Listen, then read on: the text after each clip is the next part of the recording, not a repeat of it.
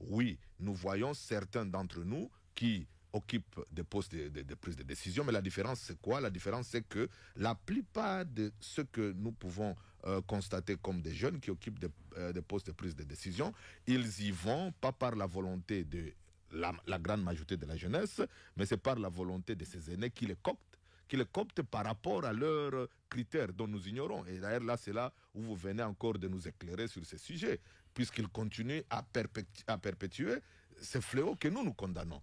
Par contre, maintenant, le combat que nous menons, c'est cette grande majorité ignorée qui pense que réellement, cette cause de la grande majorité qui d'ailleurs est contre cette corruption, puisque c'est cette corruption qui amène qu'aujourd'hui le combat, que les politiques qui devraient profiter à la grande majorité de notre population, et particulièrement la jeunesse, n'arrivent pas.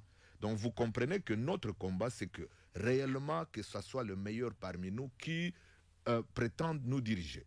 Notre combat, c'est que réellement la méritocratie doit être à la place. On ne mérite pas. Et aujourd'hui, vous avez raison, j'ai suivi même dernièrement à l'Assemblée où nos aînés critiquent la jeunesse. Ils disent que non, mais écoutez, voyez-vous, ces jeunes qu'on croyait, mais ils sont donc l'immaturité et autre chose par rapport à un cas.